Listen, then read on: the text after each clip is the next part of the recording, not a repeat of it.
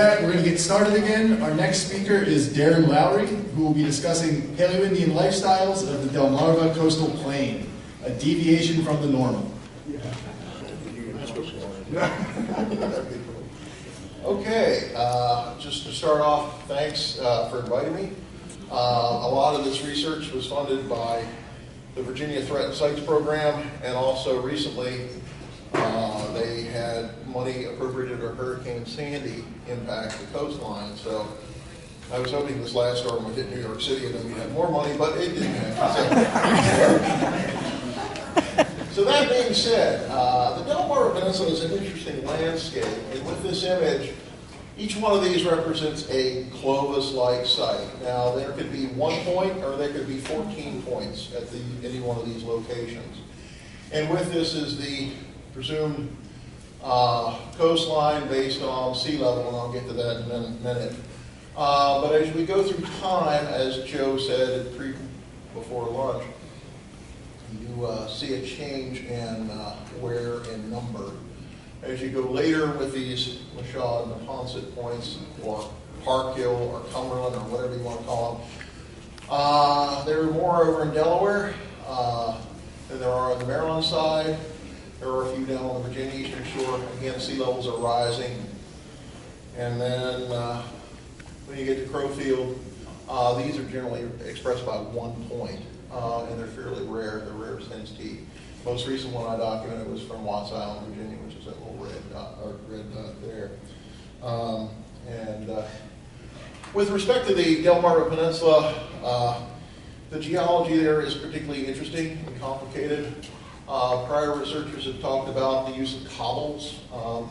Basically, the coastal plain is the geology of the Appalachians over the last 16 million years. The Appalachians from the Merrimack River, Massachusetts, to the James River have been eroded about 1.1 kilometers vertical, and all that stuff ended out on the coastal plain. And as you can see, these would be classified as boulders, not cobbles. And so, the geology of Harrisburg, Pennsylvania is here too, or even north of Harrisburg, because you find Paleozoic fossils in these rocks. Just to show you that you can get a lot of points out of one of these if you find the right one. This is a large boulder. This is a fluted point from Meakin's Neck in Dorchester County, Dorchester County, Maryland. And I just knocked this flake off of this. And you could, it's fairly thick. This thing's about 4 inches thick. If you found this in the Paleo-Indian period, you could make lots of points and lots of end scrapers. And if you got rid of all the rind, you'd probably say, oh, you've got something, primary material, and lo and behold, water moved this to the coastal plain, not humans. On the Delmarva, we have some primary lithic materials, some that were used by later folks as silicified marine sediments, but there's one material that Paleo-Indian folks and early archaic folks went bonkers over, and this is this orthoquartzite. This is a basal fragment. It's not quite fit the tip. The tip was found at Holland's Island, Maryland. The base was found at Paw Paw Cove. This is what it looks like when it's fresh, as it patinates or in different environments with different pHs.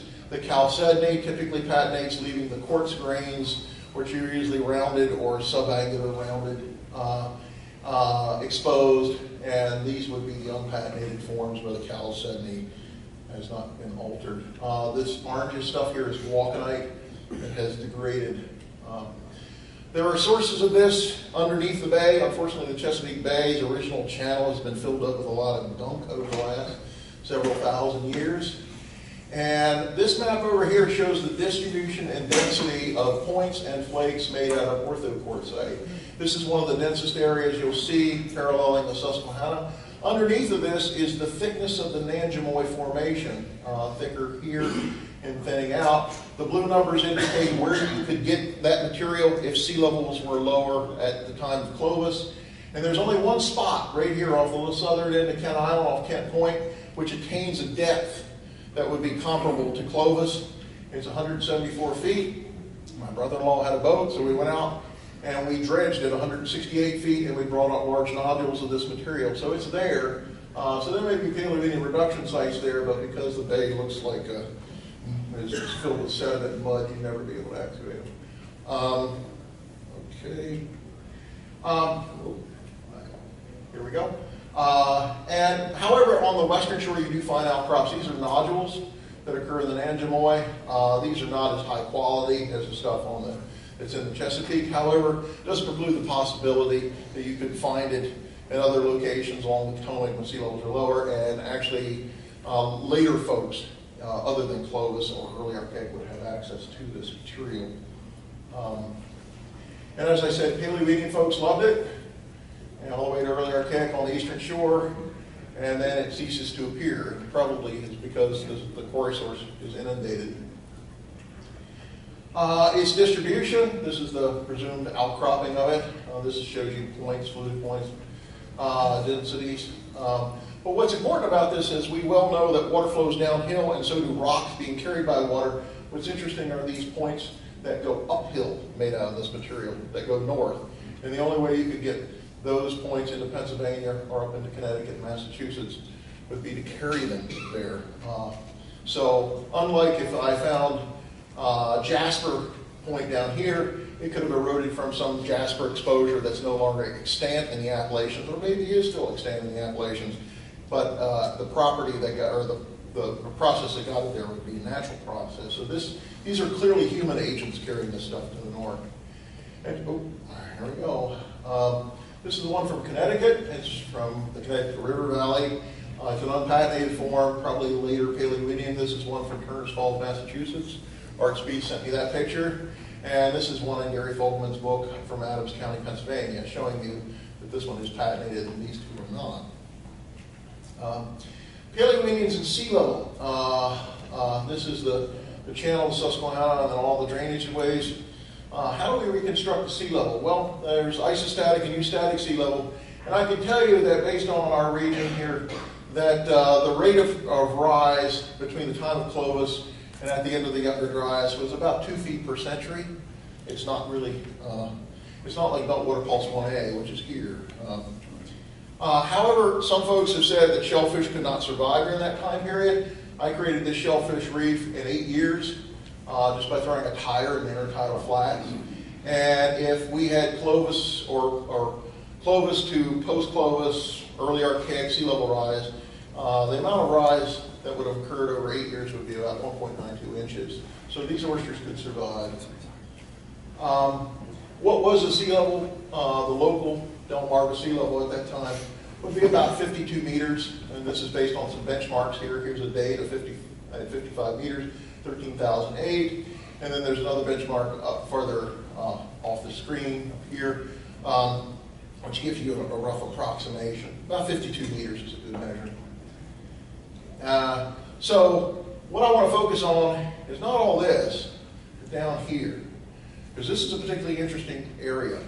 First of all, it's the closest place you could get to the edge of the Susquehanna south of here during Clovis or pre-Clovis time frames.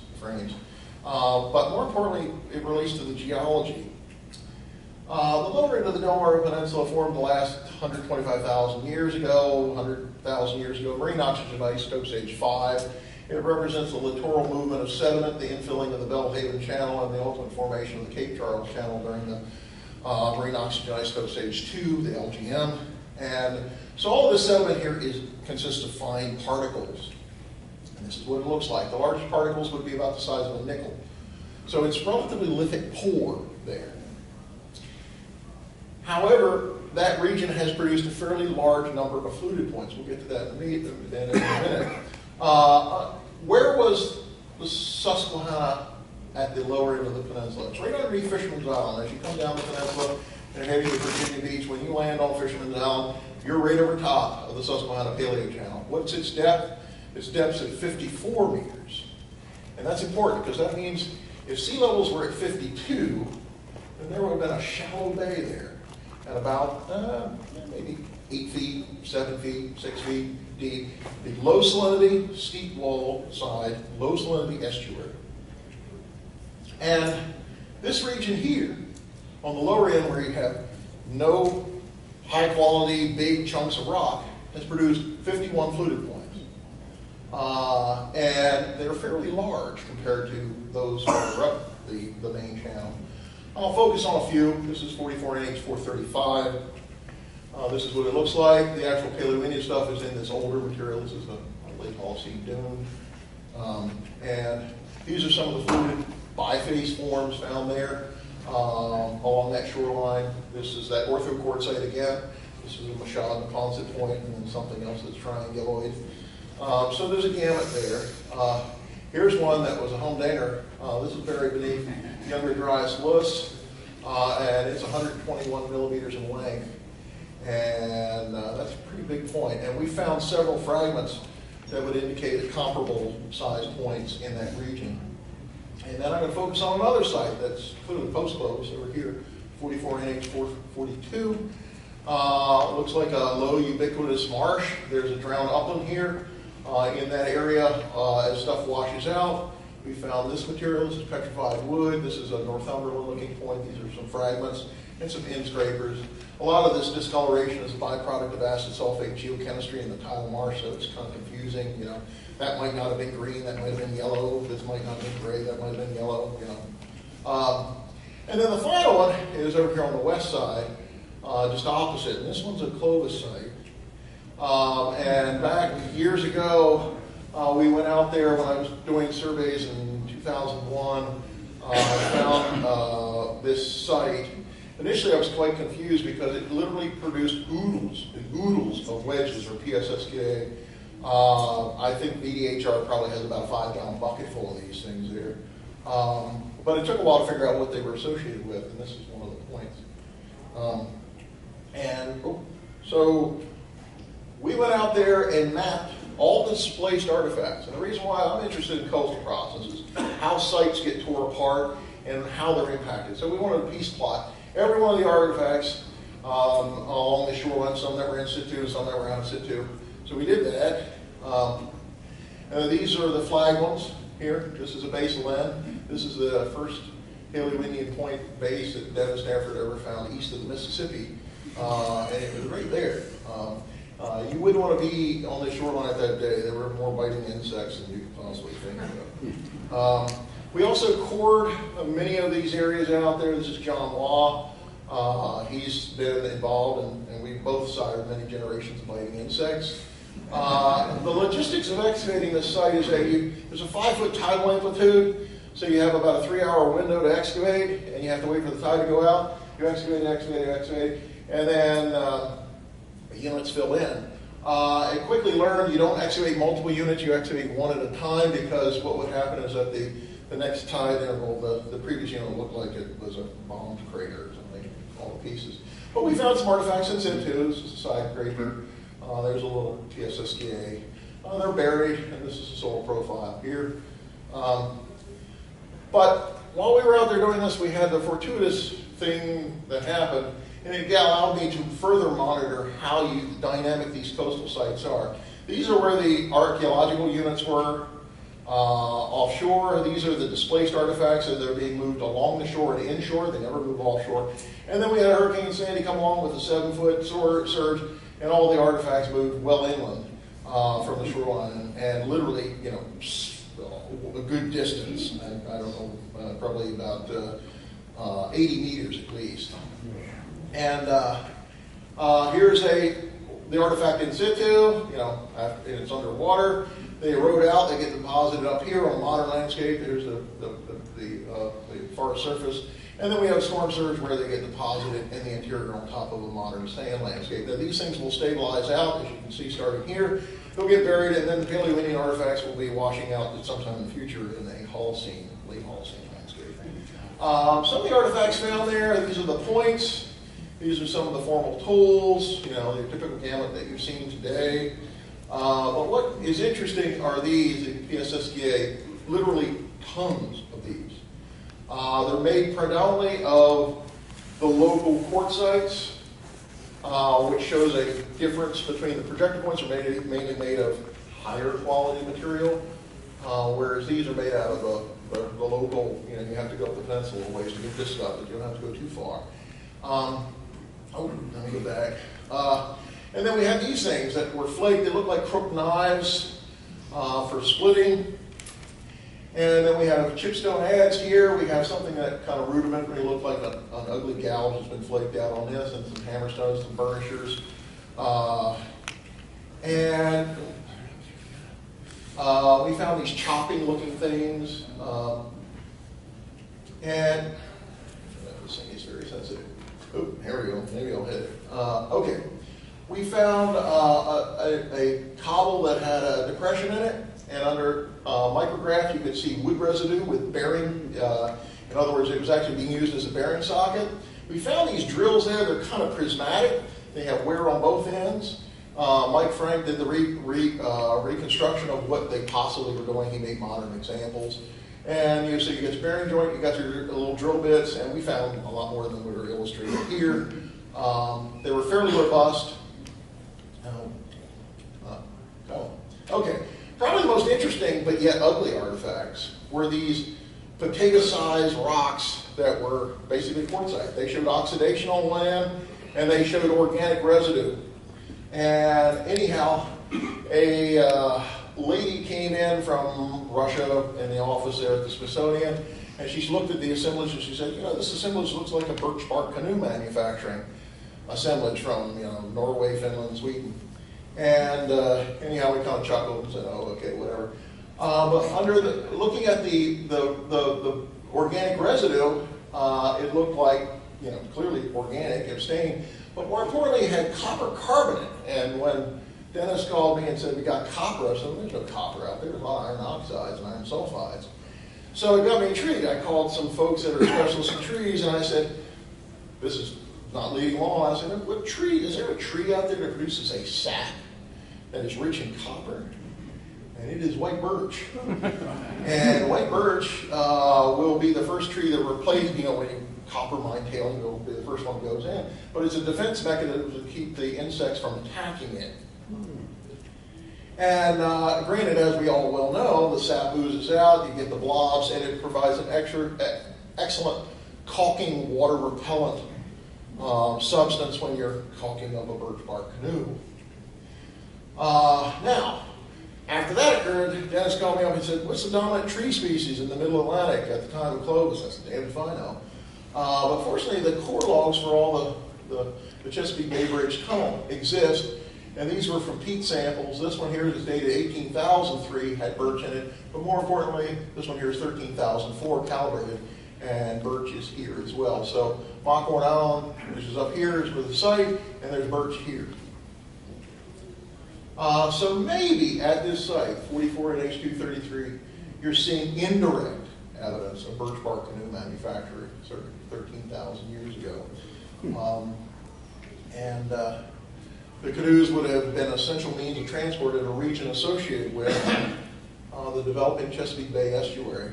And the presence of this early form of the Chesapeake Bay would clearly explain why everybody is interested in that region down there. And I don't think they'll allow you to drain this thing out and let you see all the lower terraces where those sites are. So anyhow, that being said, the summary, the Delmarva Paleo-Indian record shows very few consistent lithic resource patterns. In other words, when you find a point, it's kind of hodgepodge. This is primarily a byproduct of cobble use. In other words, you can't predict what natural processes eroding boulders into the coastal plain. However, the one thing that's consistent is the presence of orthoquartzite. And the fact that you see this stuff moving upstream, you don't typically see large assemblages of this stuff. You typically see just projectile points. So is it movement or trade and exchange? I don't know. You got me. Somebody here probably knows, but I don't. The relative sea level at that time in the region ranges between 52 meters and 42 meters. So it's about 10 meters of sea level rise between Clovis and what would be the end of the Younger Dryas. Shellfish could easily survive on the coast at this rate of transgression. At the time near this site, you would have a steep wall, low salinity, early Chesapeake Bay. At the lower end of the peninsula, for those that ever drive across the Severn River, as you just get rid of all the houses, it probably looked like that because it's a very narrow, low salinity region.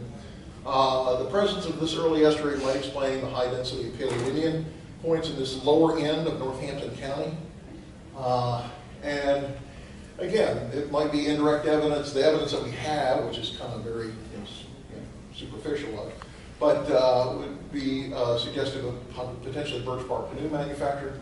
What's interesting about the PSSKA as you move south, based on the published data, as you go to the Carolinas, you don't see tons of them. You don't see tons of them in Texas at the Galt site. However, when you go to the northeast, PSSKA or wedges are all over Helen Creation, so maybe it's a constant thing.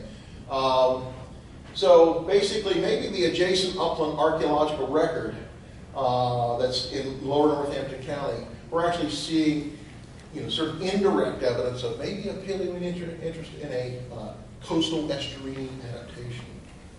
And again, the acknowledgements, CDHR, Smithsonian, and all the individuals listed there.